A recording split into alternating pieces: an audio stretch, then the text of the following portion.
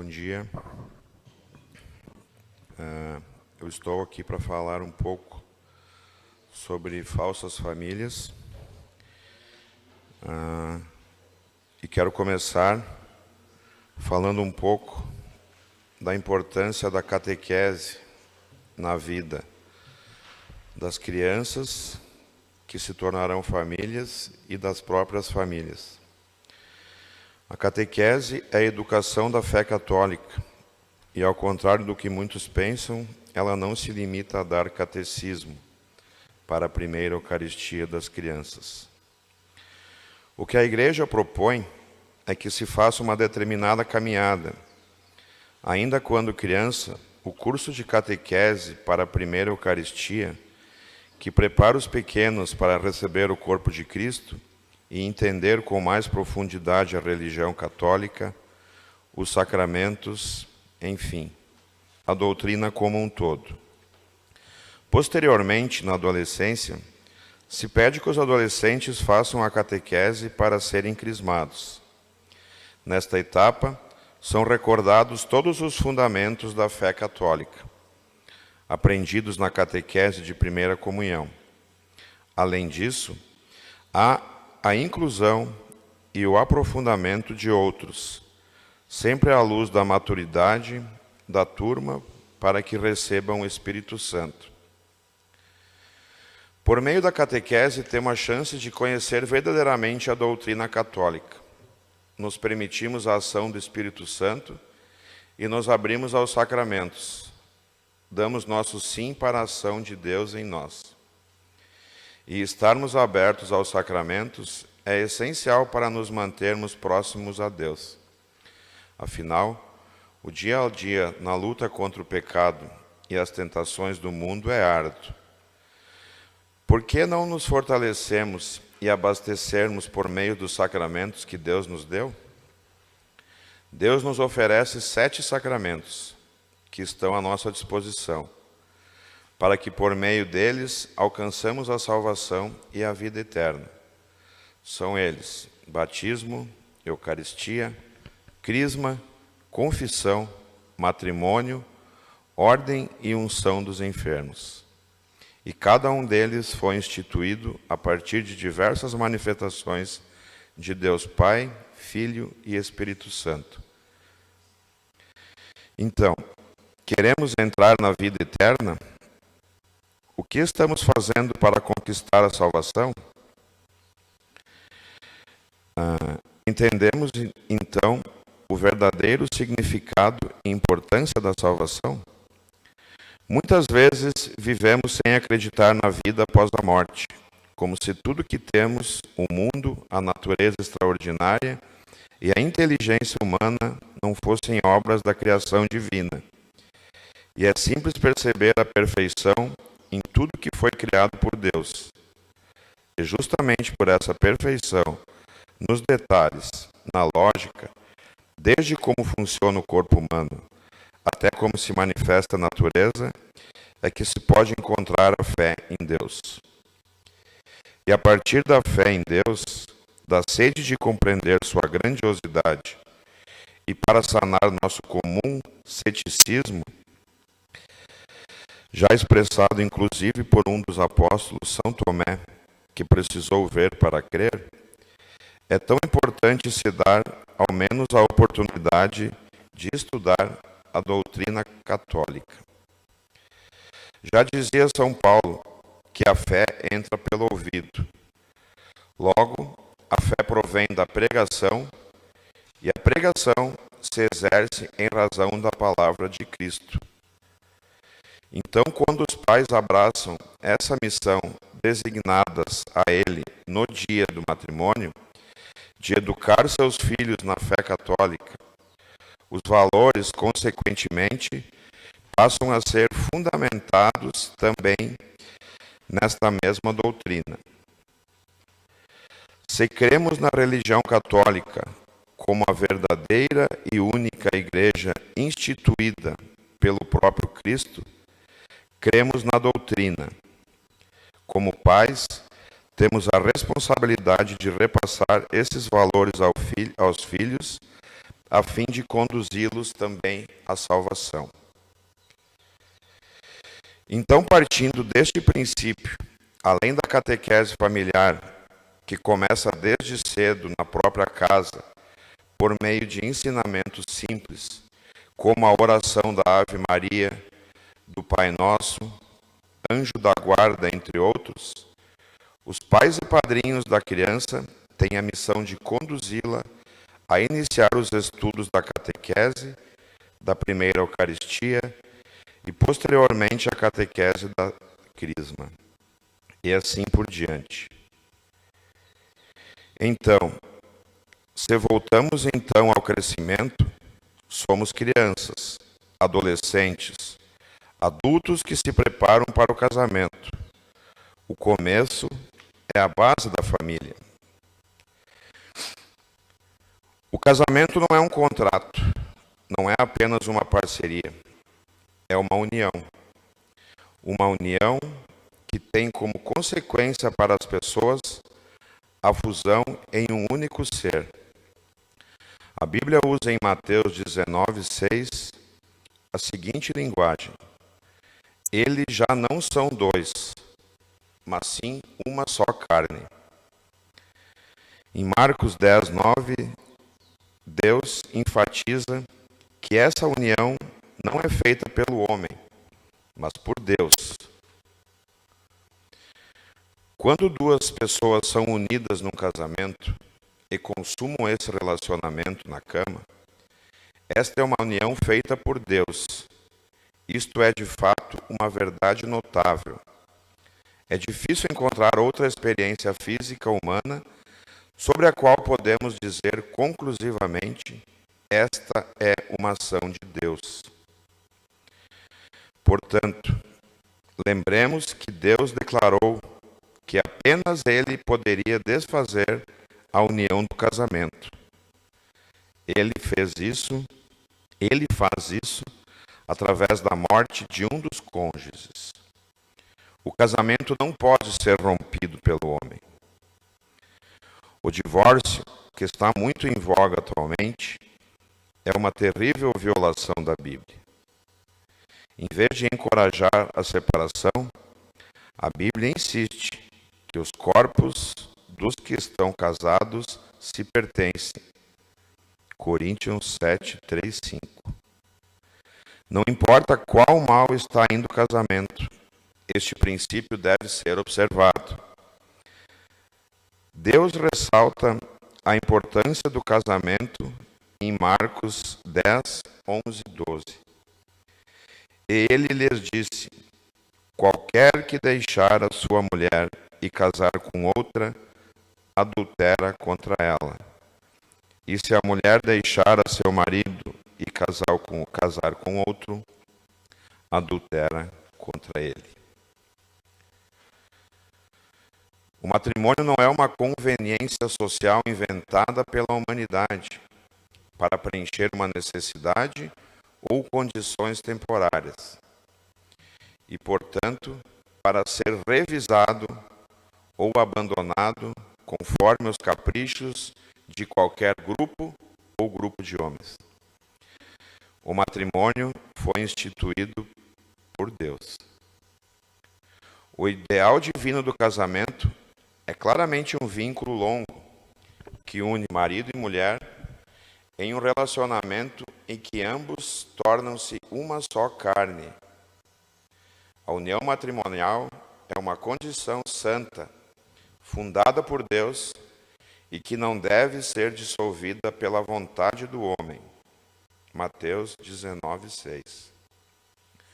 O rompimento desse vínculo desagrada a Deus e propõe uma ameaça séria à ordem social.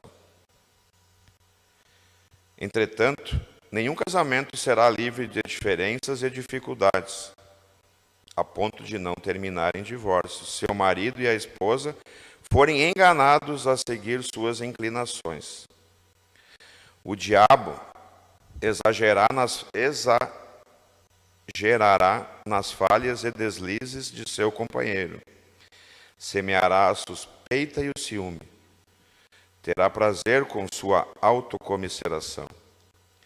Insistirá em dizer que você merece algo melhor e insistirá na promessa vazia de que você estaria melhor com outra pessoa. Mas escute as palavras de Deus e lembre-se: Deus pode mudar os corações e extrair toda a resistência se você permitir.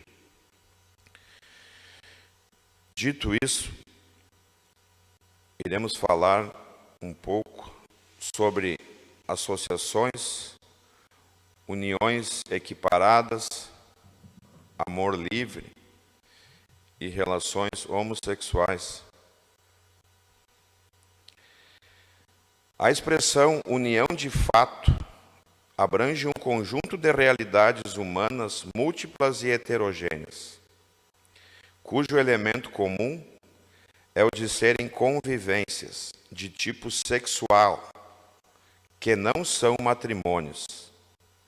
As uniões de fato se caracterizam precisamente por ignorar, postergar ou até mesmo rejeitar o compromisso conjugal.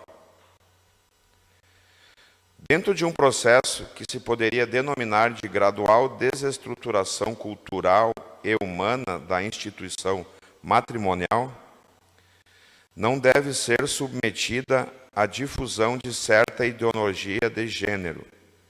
Ser homem ou mulher não estaria determinado fundamentalmente pelo sexo, mas pela cultura. Com isso, se atacam as próprias bases da família e das relações interpessoais.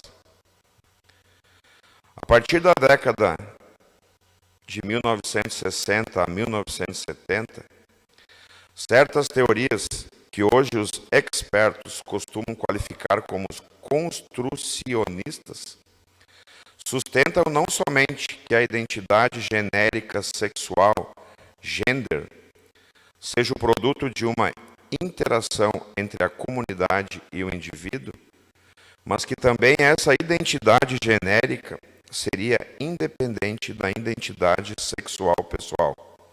Ou seja, que os gêneros masculino e feminino da sociedade seriam um produto exclusivo de fatores sociais sem relação com verdade alguma da dimensão sexual da pessoa.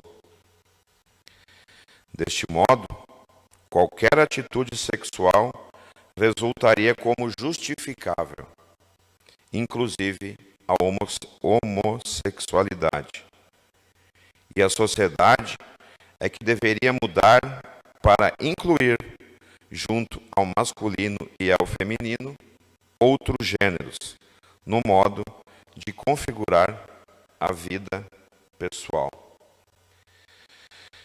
O Conselho Vaticano II assinala que o chamado amor livre, amore sic dictu libero, constitui um fator de dissolução e destruição do matrimônio, por carecer do elemento constitutivo do amor conjugal, que se funda no consentimento pessoal e irrevogável, pelo qual os esposos se dão e recebem mutuamente, dando origem, assim, a um vínculo jurídico e a uma unidade sigilada por uma dimensão pública de justiça. João Paulo II também falou sobre esse tipo de uniões. Uniões de fato, uniões protegidas pelos governantes como associações ou uniões. Afirmou João Paulo II: é necessário, pois, que aqueles que foram chamados a conduzir o destino das nações reconheçam e fortaleçam a instituição matrimonial. Com efeito, o matrimônio tem um estatuto jurídico específico, reconhecendo os direitos e deveres da parte dos cônjuges, de um para com o outro, e em relação aos filhos e o papel das famílias na sociedade, cuja perenidade é por ela assegurada é primordial. A verdade sobre o amor conjugal permite compreender também as graves consequências sociais da institucionalização da relação homossexual. Torna-se patente quão incongruente é a pretensão de atribuir uma realidade conjugal entre pessoas do mesmo sexo. Opõe-se a isto, antes de mais nada, a impossibilidade objetiva de fazer frutificar o matrimônio mediante a transmissão da vida, segundo o projeto inscrito por Deus na própria estrutura do ser humano. O matrimônio não pode ser reduzido a uma condição semelhante a uma relação homossexual. Isto é contrário ao sentido comum. No caso das relações homossexuais que reivindicam ser consideradas união de fato, as consequências morais e jurídicas alcançam uma especial relevância. As uniões de fato entre homossexuais, além disso, constituem uma deplorável distorção do que deveria ser a comunhão de amor e vida entre um homem com uma mulher, que se empenham ao dom recíproco de si e se abrem à geração da vida. Todavia, é muito mais grave a pretensão de equiparar tais uniões ao matrimônio legal, como promovem algumas iniciativas recentes. E se isto ainda não bastasse, pretende-se tornar legal a adoção de crianças no contexto das relações homossexuais, aliando-se a tudo um elemento de grande periculosidade. Na Bíblia Sagrada, existem vários exemplos, várias passagens sobre homossexualidade. É claro que na Bíblia Sagrada não existia e não existe a palavra homossexual ou qualquer coisa parecida, quer que seja para criticar, quer que seja para apoiar, pois esse termo é moderno e o seu texto antigo não poderia conter uma palavra que ainda não existia na época em que foi escrito. A Bíblia cita vários exemplos. Vamos a um deles. O apóstolo Paulo, numa carta aos Colossenses: mortificai, pois, os vossos membros que estão sobre a terra: a prostituição, a impureza, o apetite desordenado, a vil concupiscência e a avareza, que é a idolatria, pelas quais vocês veem a ira de Deus sobre os filhos da desobediência, nas quais também, em outro tempo, andastes quando vivíeis nelas. Também tenho no livro do Levítico outro exemplo de homossexualidade. Com varão te não deitarás, como se fosse mulher. Abominação é. Com nenhuma destas coisas vos contamineis, porque em todas essas coisas se contaminaram agentes que eu lanço fora de diante de vossa face. A verdade é uma só. Homossexualidade e cristianismo não combinam, pois a homossexualidade é, sim, severamente condenada pela Bíblia Sagrada.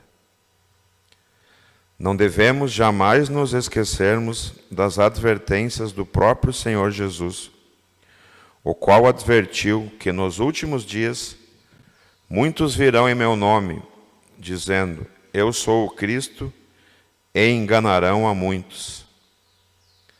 E surgirão muitos falsos profetas e enganarão a muitos. E por se multiplicar a iniquidade, o amor de muitos esfriará. Outra situação degradante dessas uniões que são ditas famílias, na minha opinião, repugnantes, são as famílias que se formam através do incesto. Incesto nada mais é a união sexual ilícita entre parentes, consanguíneos ou afins. O incesto é a relação sexual entre parentes próximos, considerado um tabu em quase todas as culturas. Em alguns países, ele é punido como crime, legalmente proibido e considerado pecado abominável. São consideradas incestuosas, geralmente, as relações entre pais e filhos, entre irmão ou meio-irmãos, entre tios e sobrinhos. Temos algumas passagens bíblicas também que nos falam sobre isso. Em Levítico 18:6, fala-se assim: não descobrirás a nudez da mulher de teu irmão, é a nudez de teu irmão. Em Deuteronômio 27:22, o Senhor declarou: maldito aquele que se deitar com sua irmã, filha de seu pai ou filha de sua mãe. A Igreja Católica, em seu ensinamento, afirma: o incesto designa relações íntimas entre parentes ou pessoas afins, em grau que proíba entre eles o casamento. São Paulo estigmatiza essa falta particularmente grave. É geral ouvir-se falar de mau comportamento entre vós. Um dentre vós vive com a mulher de seu pai. É preciso que, em nome do Senhor Jesus, entreguemos tal homem a Satanás para a perda de sua carne.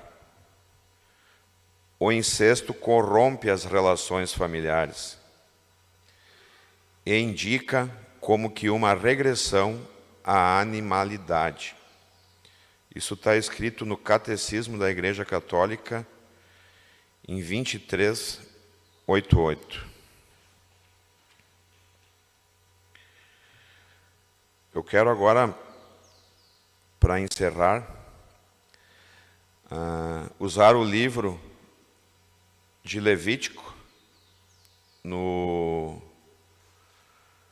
capítulo 18, versículos de 1 a 30, onde ele escreve sobre incesto, relações interpessoais, homossexualismo, traição familiar e a abominação de sexo com animais. Vamos lá. Levítico 18:1. Disse, eu vou seguir lendo, então.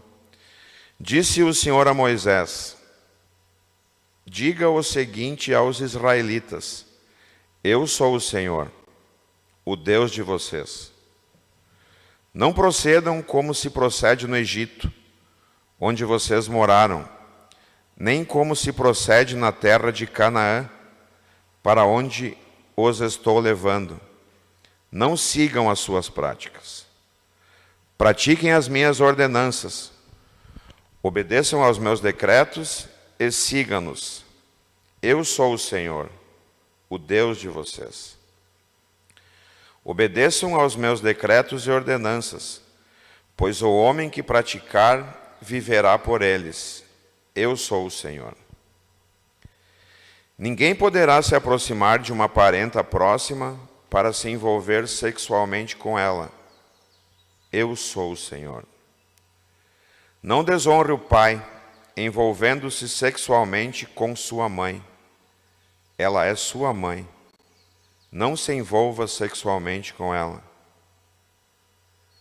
Não se envolva com a mulher do seu pai. Isso desonraria seu pai.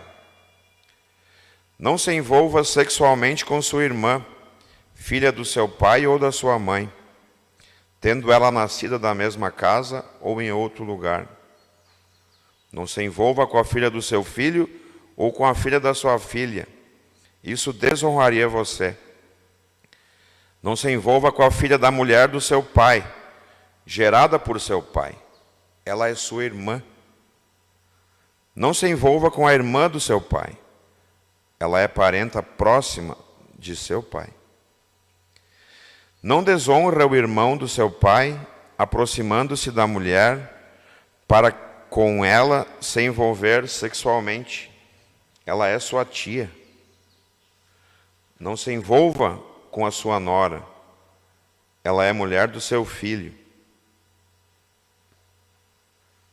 Não se envolva com a mulher e sua filha. Não se envolva sexualmente com a filha do seu filho ou com a filha da sua filha. São parentes próximos. É perversidade. Não se aproxime de uma mulher para se envolver com ela quando ela estiver na impureza de sua menstruação. Não se deite com a mulher do seu próximo, contaminando-se com ela. Não deite com um homem como se deita com uma mulher. É repugnante. Não tenha relações sexuais com um animal, contaminando-se com ele. Mulher nenhuma se porá diante de um animal para juntar-se com ele. É depravação. Não se contaminem com nenhuma dessas coisas, porque assim se contaminaram as nações que vou expulsar na presença de vocês.